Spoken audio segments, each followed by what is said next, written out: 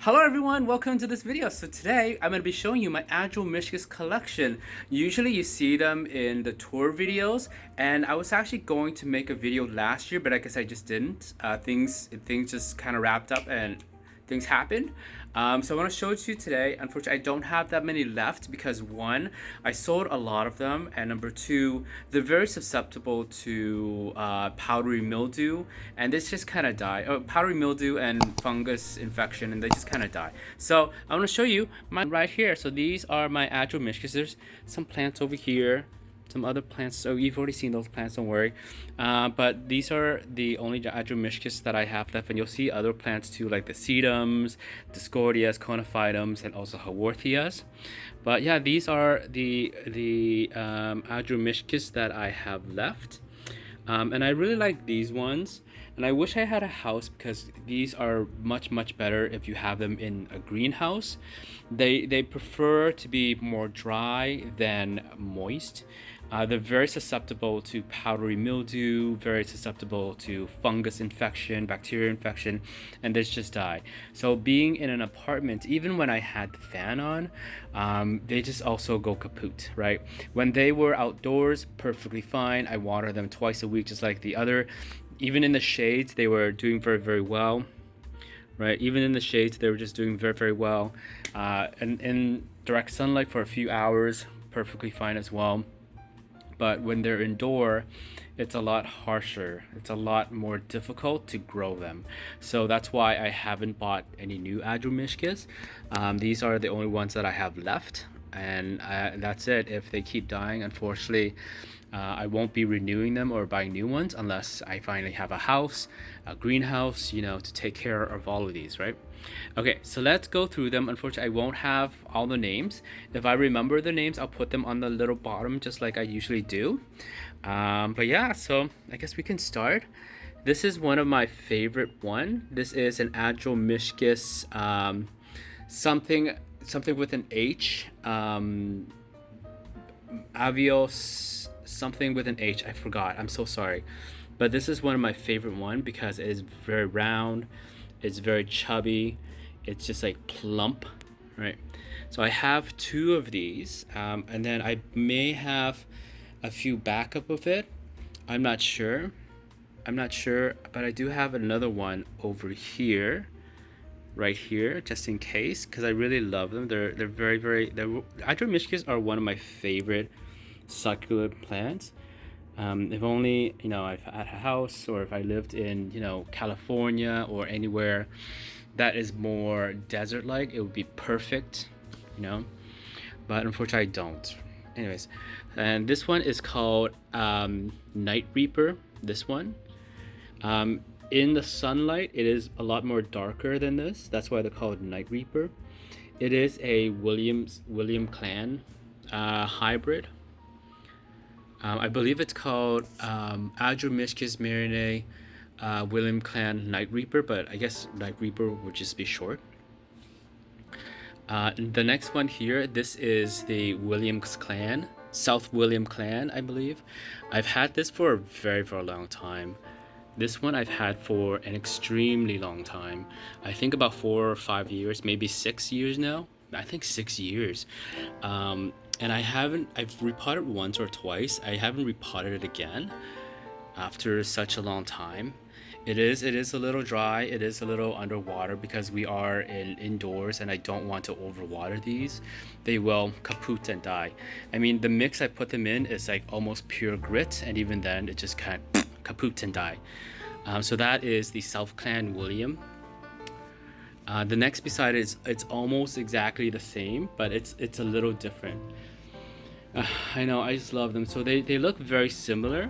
As you can see, they look very similar, except for this one is a little bit more elongated and more thinner, versus this one is a little shorter and chubbier, right? There's different sizes for everybody. Not all one size fit all. I know. Right? So that's why I have two of them. This one, I don't remember what this one is called, but if I have the name, I think I will have the name because it's usually in my computer somewhere. But sorry about that. Oh yeah, I have that one up here. It is called a Oh, Adromischus Halley Avios Mountain X Hairy Red Coral. So this one, in the summer, it's supposed to be really, really super red. That's why I bought it. It's so nice and beautiful. But like I said, it's indoor right now. This is my other favorite one. This is a Adromischus Halley, sorry, Adromischus Myrinae pop hearts. Pop hearts. They're very, very cute. They look like spheroids, but they're not spheroids because they have that little indentation and it grows bigger than a spheroid. And it's like this pinkish, reddish, pinkish type of texture, especially during the summer. It's very, very beautiful. This one is an Adromischus Halley Avios Mount. The pink one. That's the pink one. That's the pink one. I remember this one cost about like $300 when I started collecting succulents. I was like, wow, that is so expensive. But now it just costs pennies, right? It's crazy how things are, and they reproduce really easy. Just pluck a leaf, throw it on your stuff, and it just comes out. Unfortunately, I forgot what this one is called. I really have forgotten. It's one of the more simpler one where you can find at any of the store. So you'll probably find this one at any store. Really, anybody will have this. This is a very common one. This one I don't remember, but it is fire red, and as you can see, you see how many of the dry leaves. That is from the what is powdery mildew or dryness, right? You just water, just even a little simple splash of water, it just kind of kapoots like that. It's very susceptible to powdery mildew stuff, so that's why you try not to water on top, but it's hard for me, right? So I just have to water how I water, and hope for the best. So this is another common one too. It gets a little greener when it drinks a lot more water, but usually if you stress it out, it gives you this beautiful reddish orange color. It's very, very nice. So that's my other, like all these are my favorite. So this is a spheroid. This is the Adromischus myrinae spheroids. You can tell the difference between this and the pop hearts. See, this is more bumpy. This is more bumpy versus this one is more smooth. So I believe it's just the pop hearts. This one is probably a hybrid of the myrinae and then the spheroid. So those two hybrid together, I guess they selected it and they got a really nice hybrid. But yeah, this is the spheroid. It's very dainty at the moment, so what can I do? I don't remember what this one is called. I think it's called an abalone. Don't worry about this. This is just like dried up bloom stalk. I haven't cut it off yet, but you can remove the bloom stalk. It doesn't hurt them. You can remove it before it just blooms like that. So you just remove. Make sure you don't water afterwards when you remove, because there is a little opening, right? So don't water it. Yeah, don't water it. But I've already watered it like yesterday, so it's fine. Anyways, that's one of, I think this is called silver abalone, and I think it has some mealybugs. What can you do? What can you do, right? That's all there is. There's the backup of the what is it called? Adromischus Halley Avios something Hugenberg. I don't remember. I'll put it in. This is another one of my favorite ones. It's gone so big. It's gone so big. You see, like it's just kind of on the side. Let me see if I can bring it up. Oh yes. As you can see, like look how nice that is, right? Hold on, give me a moment. See how nice that is? That is beautiful. Right. And let's see if we can see like this one. Yeah. See how it just grows? It just grows. Like look on this side. See this leaf? It's dried. That sucks, but what can you do? Right. One of my favorite, like during summer heat, it's all red. It's just absolutely gorgeous. I think that's why I bought it. I bought it because of its texture and also its ability just to turn red. This is my kind of like dead area. I really like this, but it died. But I guess it's coming back. I don't know what's going on with that. That's okay. This is another Clan William, South Clan William dark form.